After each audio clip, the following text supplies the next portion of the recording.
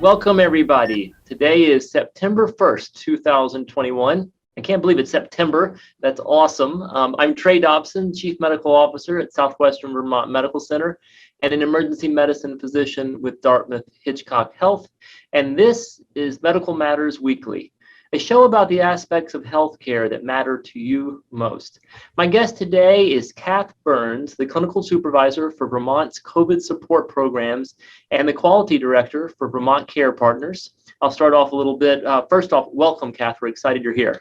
Hi, thanks for having me, Trey. It's nice to be here. So just a little bit about Kath. Her name's Catherine. She goes by Kath. She is a licensed psychologist doctorate.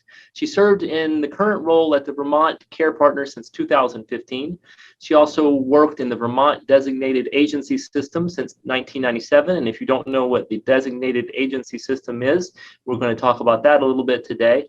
And it goes on and on. She has a long list. She earned a Ph.D. in Developmental Psychology and a master's degree in psychology from the University of Vermont. And she was also across the country in Boulder, Colorado, where she earned a master's degree in educational psychology. So what were you doing in Boulder besides education? Well, what do you think? I was doing a lot of hiking and biking and skiing.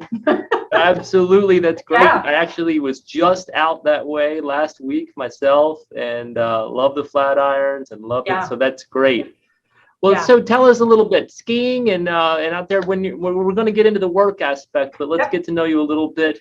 What are your interests, and then how did you get into what you do now? Sure. Well, probably my main interest is that I'm a happy family member. I have 2 teenagers and an exchange student from Hungary because I needed another 17-year-old to feed.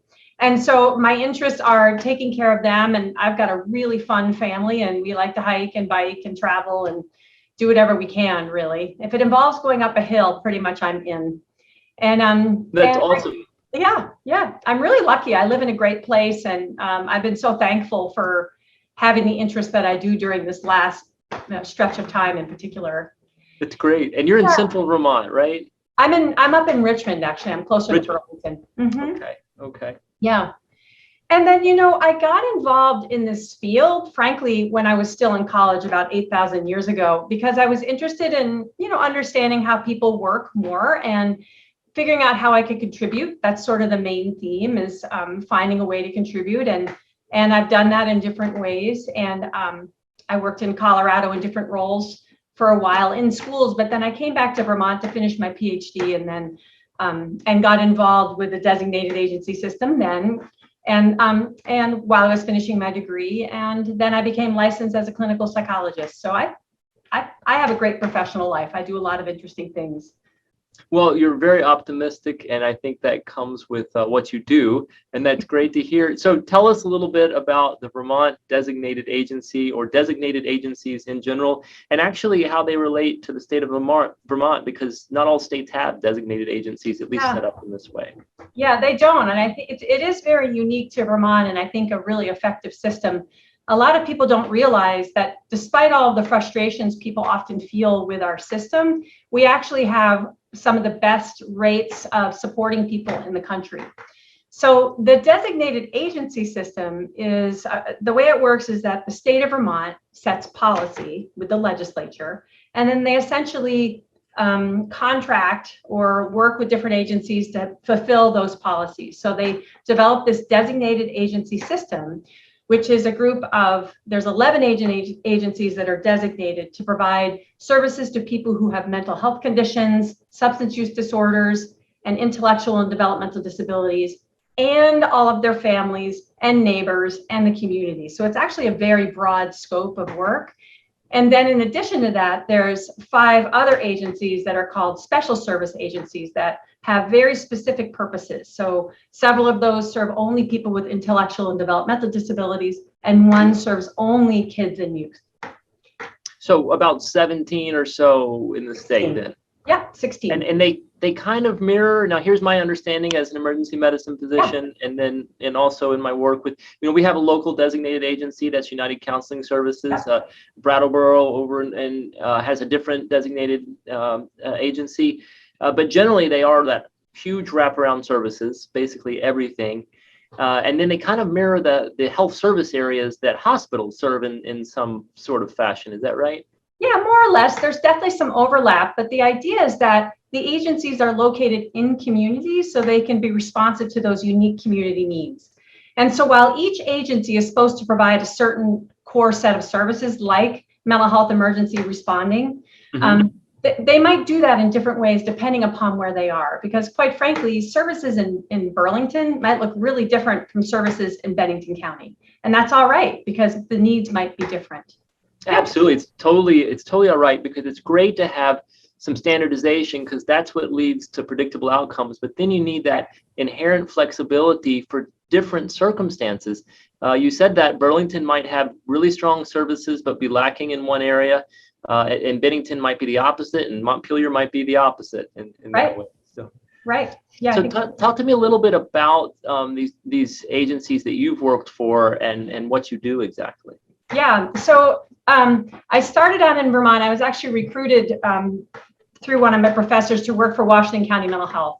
And that's probably where I spent the bulk of my time. I started as a behavioral clinician supporting kids in schools with mental health conditions, and then sort of walked up the ranks from there. I was a clinical director. Actually, before that, I ran a program for kids with autism, and I did a lot of home visiting while supporting all my staff and managing a budget. And then I was, you kind of work your way up. I was a clinical director for a while in the children's world, and then I was in leadership at Washington County. And then for a number of reasons, I needed to be closer to home. So I was lucky to work with Howard Center for a little while, working on quality improvement, because a lot of my Ph.D. was really working on policy and trying to understand how programs make impact. And so I started to work on that with Howard. And then it just became a natural progression to move over to Vermont Care Partners so I could work with all the agencies in this role of trying to understand impact and promote quality and innovation across the network. And then what I found was I kind of missed my clinical life. I really love working with kids and families. And I approached a local pediatric office and asked them if they'd be interested in having an independent psychologist working with them. And they basically said, "How soon can you get here?" And I've been working with them ever since, just trying to help them grow their mental health services embedded there. So I feel really lucky. I do a lot of interesting things. So you work for the designated agency, but you are stationed at a pediatric office. Is that an accurate description? No. Oh, that's actually, I spend half my life working for Vermont Care Partners, doing what we'll be talking about most today. Yes. And then by choice, I spend half my life as a practicing practitioner. And I bring that up because I find in the work I do at Vermont Care Partners, I have a little bit more street credibility, shall we say, by saying I'm also a practitioner. Right. So a lot of the things that I talk about and promote through COVID Sport VT is actually stuff I work with people to do when they're sitting in the office with me. Actually, I was just thinking, this is pretty timely. I think one of the last shows that we did over the past few weeks was with United Counseling Services and with their medical director, Dr. Alia Reeve. So yep. I know people enjoyed that show, so they're going to be listening in. Well, talk to me a little bit about Vermont Care Partners then. I will. Vermont Care Partners, we're actually a small number of people. We're a very small organization, but our job is to really do a number of different things for this group of 16 agencies. And the idea, if you can imagine a fleet of ships, all right, we're trying of all different shapes and sizes, we're trying to keep them going in the same direction. Okay. And we do that there's a couple of us, not me, who spend time at the legislature working on advocacy and policy development, which is really important. We listen for and try to provide network support to all of the agencies, if they need trainings in certain areas, or, for instance, I do a lot of work on helping people work with outcomes. We try to bring in innovative programs and trainings where we can. We have a huge effort around technology and innovation. A number of the agencies had to flip over their medical records, which our IT director said is akin to open heart surgery for all of the agencies. It's brutal. Right. Yeah. And so, we supported that whole process. And we do a lot of consulting with the agencies where needed, and a ton of grant writing and management to try to bring money in where we can. And the group has been around for a while, and it's actually sort of two different branches of this advocacy and lobbying, and then this other branch that I'm in, which really looks at quality improvement, HIT, and innovation. And so these, just for the audience here, again, these are these designated agencies that are really focused on mental health, substance abuse, And, COVID has shined the light on this need. Unfortunately, it's caused a lot of need, but it's also done something. It's opened people's minds, I believe, in the community that to reduce some of the stigma associated with many of these disease processes. And they are disease processes, just like the medical aspects that we take care of.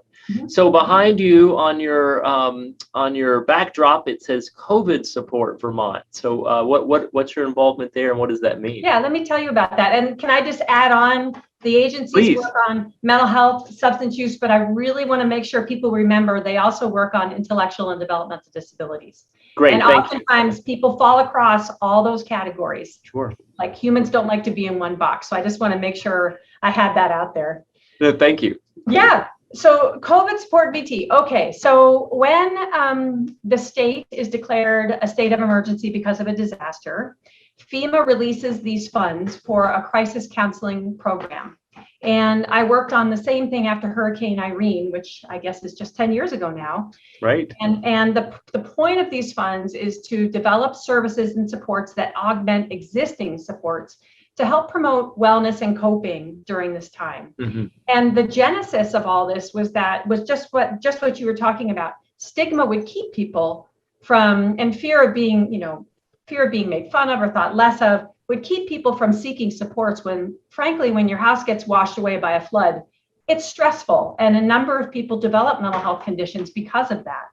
And so it's an effort to try to do something about that. Now, in this round, what's so unique about this is that this state of emergency is everyone, right? And it affects me and you and everybody who's listening. And with the first FEMA grant, I was actually given a list of names of people, and me and my teams would literally go knock on doors and say, how you doing? And check on them and try to give them support and then leave. And clearly we can't do that now. And so we've developed some things, which we'll be talking about, I know, to try to support people in a variety of ways. So the funds come from FEMA. They funnel their way through Vermont government, and Vermont Care Partners is administering the grant. So early on, it's been a year now, July, so would have been, I'm mixing up my years. So 2020 in the summer, these funds came through, and I hired a team of people, and then we've been marching ever since. And we've had an extension, and then we just had another extension. Currently, we're going through December. You talk about mixing up years. Boy, that is what I've done with this COVID. It is really, I can't remember if I'm talking about 2020 or 2021. I think everyone's faced with that. Yeah. So before we go into what your organization, what the grant actually is funding you to do, let's talk about the problem a little bit, sort of the diagnosis and then the treatment. What do you see? And then what is the literature support are some of the biggest needs that have come about and biggest concerns with COVID? I mean, I will tell you that it's hard because as a physician, I happen to have the benefit of seeing lots because people come in the emergency department. But if I'm not there, I'm just in a community, I really don't know where the stressors are. Mm-hmm. Yeah. Well, what we're seeing and hearing through this project and through my own work is mirroring what we're reading about nationally. So what last I read, about at least two-thirds of adults were indicating this has been the most stressful time of their life, and their stress has been increasing over the course of the pandemic. 80% of kids in this one study I read said this last year, this remote learning thing was terrible. Mm-hmm. And they're saying, I didn't really learn. It wasn't good for me. I felt isolated and sad. And then now what I'm seeing, because I'm doing more work with some hospitals and healthcare providers, is that people are burned out and feeling compassion fatigue and thinking with this new Delta variant, this new wave, they're saying, oh man, how can I do this? Right. And so really a real uptick in stress, fatigue, anxiety about when will this end? So that's what I'm seeing. Is that what you're seeing too when you're at work? It is, and then the other. So that's the first, and that's not just with patients. That's with our staff, colleagues, friends, and family, as you were alluding to. Mm-hmm. I guess one of the things that I'm seeing is just an exacerbation of what the underlying illness is. Now, I admit this is anecdotal; it's not scientific, but whether it was a substance use disorder or even cognitive problems, it's just all the stress, the lack of support has inflamed them, and then the resources aren't there because they're overwhelmed, and so it just almost just builds upon itself. I think you're spot on.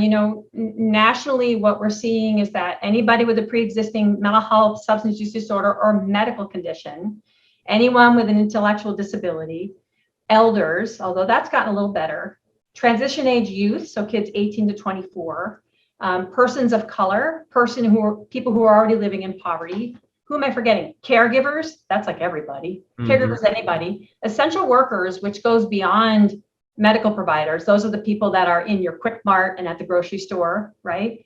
And then first responders, and the list really goes on. All of those people are reporting and are at increased risk for increased anxiety, depression, and stress as a result of just living in this pandemic. Yeah. And so certainly, and one of the things I do in the workshops is I have people indicate how many groups they identify with, and typically it's at least 3.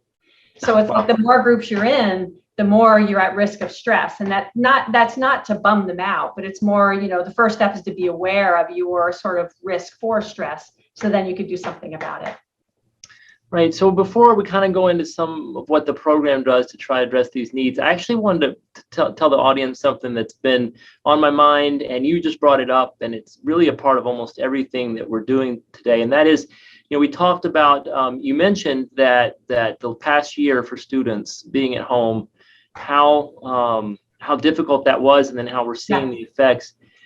And what's happened is the country's become so divisive. The communication has been so divided. There's been a lot of finger pointing, a lot of looking back. And we have to remember, I think people were dealing with the situation as it was presented. There was no better alternative at the time. And so for anything, whether we're talking about school, education, designing healthcare, employment, we really should be looking at the future and what we can do together rather than divide on our own individual beliefs, our own politics. That is not going to get us through this pandemic in any short term. So I just wanted to bring that out. So let's talk a little bit about how the COVID Support Vermont is trying to reach out to people and address some of their needs. Yeah, sure. So I had mentioned early on that we were all stuck in our houses, so I couldn't go knock on doors. So the first thing we did was which was atypical for me, frankly. I'm used to talking to people in person, right? The first thing we did is we decided to develop this website, which I believe is going to be put someplace where people can see it who are listening today. Great. And the idea is that would start as the first line of defense to provide information, resources, tips, some self-assessment. There's videos there for people to go to learn what to do to cope. And then we developed a call center, so anybody can reach that Monday through Friday, 8 to 6, by calling 211 and selecting option 2. And we decided to have it in 211 because it's easy. Sure. And and we have a Spanish-speaking counselor. We have access to interpreter services, and the Spanish-speaking counselor, Cecilia, also uses WhatsApp and has done active outreach to the migrant population and actually does sit in clinics and places to actively find them, which is great. Then a huge piece of what we do, and we had over 3,000 participants in this since February, is we offer all these workshops and support groups. Some are by request. I do a ton by request to different organizations, and some are just ongoing, and people can find them on our website, targeting sort of self-assessment, coping, how to deal with compassion fatigue, grief, how to feel better through gratitude. We have an activities group trying to get people to meet each other, just to be together. We have coping through writing. Like we're just trying to be creative.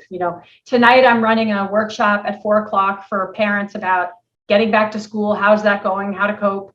And we're just constantly brainstorming what else we can do. We do a lot of outreach through the food distribution centers, the food shelves. I mean, we just do whatever we can. And we hire consultants to come in and run other things for us too that we might not be experts in. So that's a quick overview. It's great.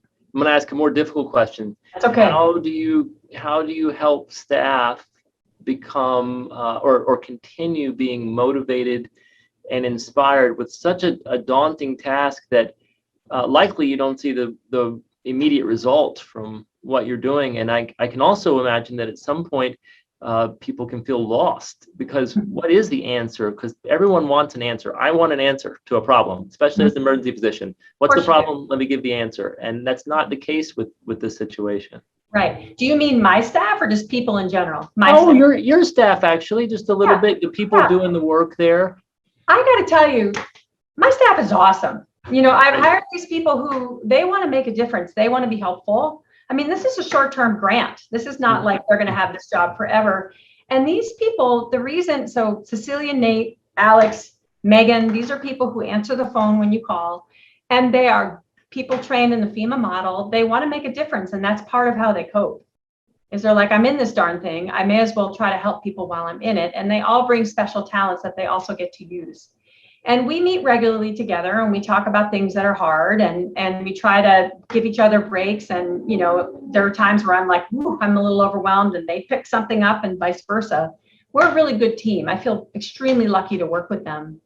And we have a great marketing team too, because I don't know the first thing about that. And it's really important to have people that know how to pump out information. So it really has made a difference. But the other thing I would offer is part of their workday is they're supposed to leave their desk and practice what they're telling other people to do. Great. And if they don't, we have a conversation about that. So that's great. For the non-staff, for the clients, are you finding that a lot of it is, at least I am as well, is support, communication, transparency, and being there for them without something extremely tangible? And that's, again, back to what I'm saying. As an emergency physician, I want to do something to fix it, provide something that fixes it. But in this situation, that doesn't really, there's really nothing to do for some of these folks. You can't fix the particular problem, but you can listen, and more than listen, you can support and provide guidance. That seems to work really well right now. Yeah. And, there's actually good research to say more than that. Like if you can get people going to develop some really basic strategies during their day to take good care of themselves. And that doesn't go take a yoga class. Like I can't tell you how many people get mad when they think I'm going to suggest a yoga class. It's basic stuff like working on your sleep, getting outside, eating well, connecting with a friend outside your home, watching your substance use and your relationship to things that you pick up to drink and smoke, right? And really trying hard to manage your conditions. If we can get people doing those things, it doesn't solve the problem, which is the pandemic, but it helps them manage it better. And the case in point would be, there was a point in the winter where I said to a colleague, this stuff doesn't work. Are you kidding me? I'm telling all these people to do this. And she said to me, really? Think about how bad you'd feel if you weren't doing it. Right. Right. So, I think it's really important while we listen and support and connect people to services and help them manage their anxious thoughts and worried thoughts better. It's also important to empower people to realize that they can do some simple things on their own just to help them manage this unbearable time better. But not sell them a fake bill of sale that it's going to solve it, because it won't, but it'll make it more manageable. Well, that's great. So can you share with us, Kath, a good success story? I can. There's so many. I was thinking about that. One related to healthcare, as I was working with one leader in healthcare who was trying to really make sure her staff was doing fine and was getting so burned out as she was managing her own worries. And she and I met separately and tried to talk about some ways that she could take better care of herself and find ways to spell herself out through her day at work, and then as well as at home. I connected to her some resources. We connected again a couple of weeks later, and she's like, I really didn't think it would help, but it did. And that whole intervention took maybe a half an hour.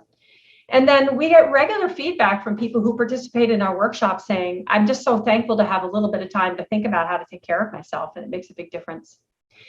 And then the one other I would offer is Cecilia, who's one of our counselors, just sitting with people who are migrant workers. She talked about one individual who really is afraid of getting involved in many systems because of their status. And she was able to help that person find ways to cope, help them connect with their family in Mexico. And they felt so much better. And to me, that's massive, Absolutely. Yeah. Great.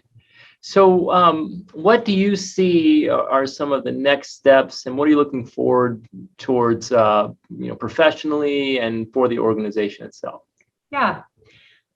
I would say, I think what I'm really looking forward to is these services not being needed, because it means the pandemic's over, right? I think we're all looking forward to that. But you had mentioned at the beginning of the show that it's actually been a positive thing, is that it's highlighted that mental health is something that's important, and stigma is something we should do something about. And I'm actually excited about how much people are responding to us, even outside of this FEMA grant, saying we really need to, this wellness thing is a thing and it helps. And organizations are trying to think creatively about how to fold this in a different way, in a more meaningful way. And I'm really excited about that. And I'm hopeful that we can keep that up, because there's not enough therapists out there for everybody to have their own therapist to work on it. But there's a lot people individually can do. What can people listening here in the audience, how can they get a hold of the program, or maybe refer someone to that program they know, a friend or a family member? Sure. There's two easy ways to do that. One is by calling 211 and selecting option 2. There's someone sitting there right now that answers the phone. The other is to go to our website, which I know is up there someplace. And there's a place there where all the information about how to contact us is there. You can request a workshop there. You can enroll in a workshop or support group there. It's all confidential. We won't be giving out your name or collecting addresses and selling them. And you can also refer somebody there to have us call them if they give you permission. So that's kind of the gateway in. That's great. And for the audience that are listening and not watching, listening on the podcast, I don't have the website in my head, but I do know all you need to do is probably Google COVID Support Vermont, and it would come right up there. So, Kath, we unbelievably are out of time here, and we didn't even get into some of the aspects I know you probably wanted to share. So the website, the staff, those are places to get some of that. We can have you back on the show in 6 months, one of your colleagues. That would be great. Maybe we'll be doing them in person then, who knows? Would love it. So thank you for joining us today on Medical Matters Weekly. Happy to be here. Thank you. I'll also thank Mike Cutler from CAT TV, Ray Smith from Southwestern Vermont Healthcare, Ashley Jowett from Southwestern Vermont Healthcare. Next week, we will have Caitlin Boyd and also Chad DeGreener, both physical therapists and from SVMC Pulmonary Rehabilitation. And you can send your questions ahead of time to wellness@svhealthcare.org. I'm Trey Dobson. Go out and find joy in everything you do, even in the face of adversity. And we will see you next week.